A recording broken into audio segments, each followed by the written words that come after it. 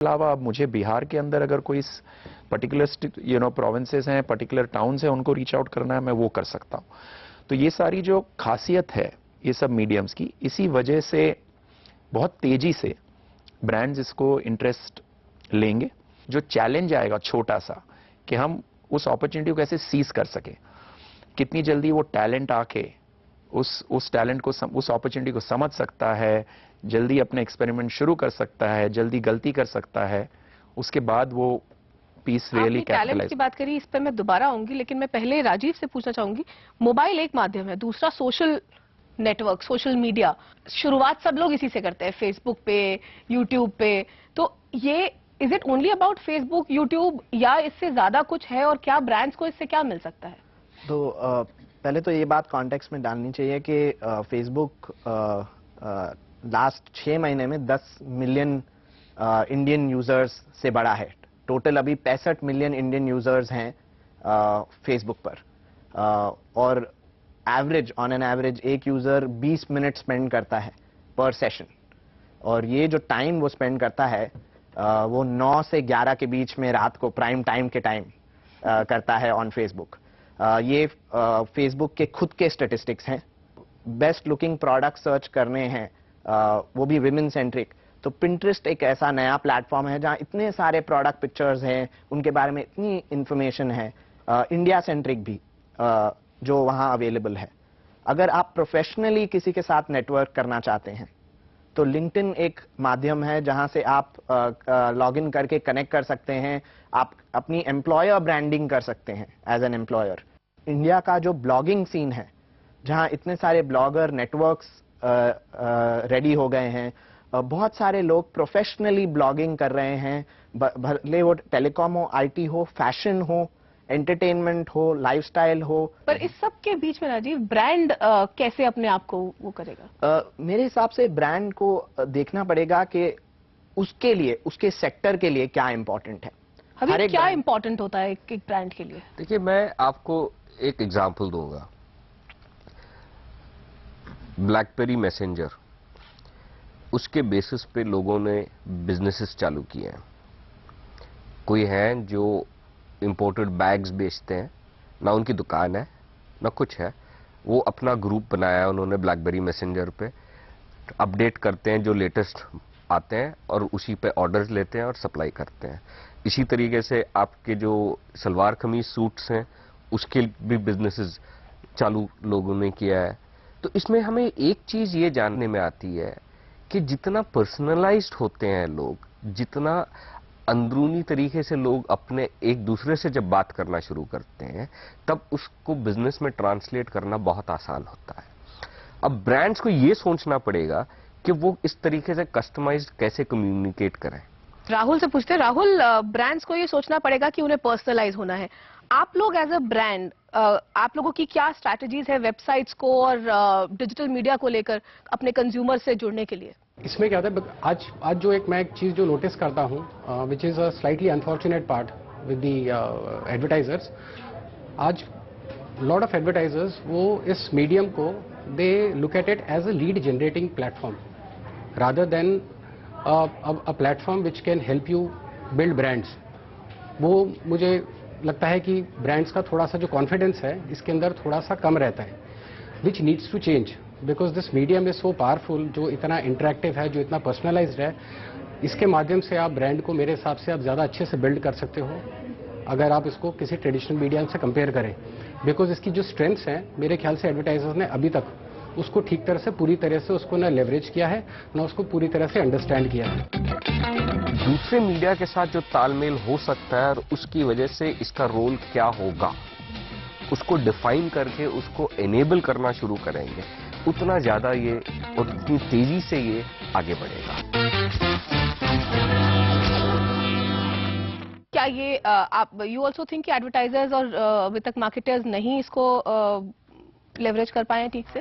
Social एक माध्यम है जहां से वो लोगों को इन्फ्लुएंस कर सकते हैं और एक नंबर उनको मिलता है कि कितने लोग हमारे साथ एंगेज हुए और मेरे ब्रांड का इम्पैक्ट हुआ। तो उस हिसाब से मार्केटर्स धीरे धीरे कर रहे हैं और मेरे हिसाब से 2012 काफी बड़ा ईयर था ब्रांड्स को ब्रांडिंग में अपना हिस्सा बनाने के लिए। मेरे हिसाब से आगे सालों में भी ऐसा होता रहेगा। और दीपक, आप क्या कहेंगे? मेरा इसके बारे में ये ख्याल है कि अगर मैं एक एफएमसीजी ब्रांड हूं, तो जब मैं टीवी पे एडवर्टाइज करता हूं, मुझे इम्पैक्ट चाहिए होता है, तो मुझे क्या मिलता है उससे? मुझे कस्टमर का दिल जीतने को मिलता है, मैं इमोशनली उसको कनेक्ट कर पाता हूं, इसलिए मैं उस तरह का एड यूनिट टीवी मुझे देता है।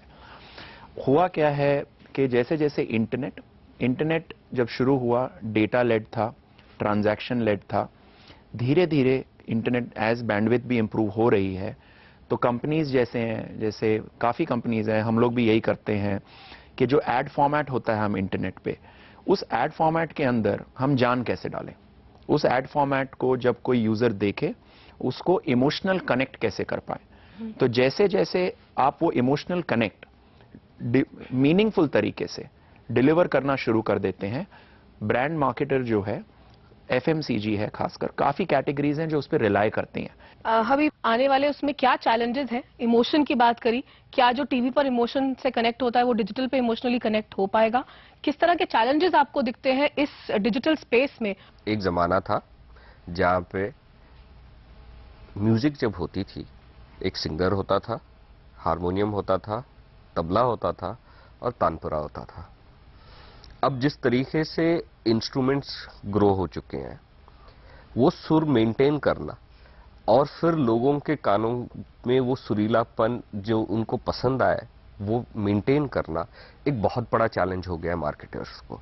तो उस तरीके से जब आपको डिजिटल मीडिया इंक्लूड करना पड़ता है, उसका क्या रोल होना चाहिए, वो दूसरे मीडिया के साथ कैसे इंटरैक्ट करेगा, दूसरे मीडिया का इम्पैक्ट कैसे बढ़ाएगा और लोगों तक जब पहुंचेगा किस तरीके से उनको अडॉप्ट करने में मदद ना करें मार्केटर्स की, कि दूसरे मीडिया के साथ जो तालमेल हो सकता है और उसकी वजह से इसका रोल क्या होगा, उसको डिफाइन करके उसको एनेबल करना शुरू करेंगे, उतना ज्यादा ये और उतनी तेजी से ये आगे बढ़ेगा। दीपक, आपको क्या लगता है, क्या एक बड़ा चैलेंज है? आपने टैलेंट की बात करी, तो क्या वो एक बहुत बड़ा चैलेंज है आने वाले समय में? जैसे हबीब ने कहा कि हर कोई नहीं कर सकता है, तो सो आई थिंक सबसे बड़ा चैलेंज यही है कि कितनी तेजी से जो टैलेंट है इस इंडस्ट्री के अंदर, उस ऑर्गेनाइजेशंस के जो लीडर्स हैं वो इसको कितना सीरियसली लेते हैं, क्या उसको वो पूरा फोकस देते हैं। द स्पीड एट विच, जितनी तेजी से वो टैलेंट समझ पाएगा और जितने ज्यादा लोग वो समझ पाएंगे वेरी क्विकली, उतनी जल्दी जो डिसीजन मेकर हैं उस तरफ, जो ब्रांड मार्केटर्स हैं, उतनी जल्दी वो इम्पैक्ट होएगा। So I think between the opportunity and the to seize the opportunity, वही एक गैप है। राजीव, आपको क्या लगता है? मुझे ये लगता है कि ब्रांड मार्केटर्स के साइड से भी लोग बढ़ गए हैं। पहले एक आदमी हुआ करता था जो डिजिटल देखता था, जूनियर मोस्ट हुआ करता था। अब आप अगर मीटिंग में जाएं और डिजिटल का बजट्स भी देखें तो मार्केटिंग मैनेजर से लास्ट मीटिंग सीएमओ भी इन्वॉल्व रहता है। ये हेल्प करता है कंपनी वाइड इन्फ्लुएंस करना कि इस मीडियम के लिए हमें टैलेंट क्रिएट करना है और उसको ग्रो करना है और उसको इस फॉरवर्ड लुकिंग दिशा में लेके जाना है जहां हम इस मीडियम से रियलाइजेबल रिजल्ट्स पा सके। Talent, emotion. राहुल, आखिरी सवाल आपसे, क्या चैलेंज आपको लगता है एक बड़ा चैलेंज जो इस वक्त डिजिटल क्षेत्र में हमारे सामने है? सबसे बड़ा चैलेंज जो मुझे लगता है कि इस डिजिटल एडवर्टाइजिंग को उतना प्रोमिनेंस नहीं मिल रहा है जितना वो डिजर्व करता है from a marketeer point of view. अब अगर मैं आपको एक छोटा सा एक आंकड़ा दूं तो about 4% of the total advertising budget जो है वो एलोकेट होता है डिजिटल एडवर्टाइजिंग को हमारे कंट्री में। And if I were to compare it with the other थोड़ी सी जो डेवलप्ड इकोनॉमीज हैं और थोड़ी सी डेवलपिंग इकोनॉमीज हैं, वहाँ पर 8 to 20% is the digital advertising budgets. तो हमारा मतलब गैप जो है between 4 and 20 is like it's a बहुत बड़ा गैप है। ये गैप जैसे ब्रिज होगा, so then this advertising industry is going to grow and ये एक चैलेंज है। आप सभी लोगों का बहुत बहुत शुक्रिया ब्रांड बाजार में इस चर्चा के लिए। Thank you Rahul, thank you Deepak, Habib, Rajiv, thank you. Brand बाजार में अगले हफ्ते एक डिजिटल कैंपेन को क्लिक होने के लिए क्या चाहिए उसमें? 3 things: entertainment, engagement, reward. Digital में क्या होता है, हर महीने एक नया हीरो है, हर महीने एक नया वायरल कैंपेन है। ट्रेडिशनल मीडियम जैसा नहीं है जहां एक कैंपेन 2, 3, 4 साल चल रही थी। हमने डिजिटल में अभी तक वो देखा नहीं है, चाहे इंडिया हो या ग्लोबल हो। There is an opportunity for the creative people to actually create campaigns specifically for digital.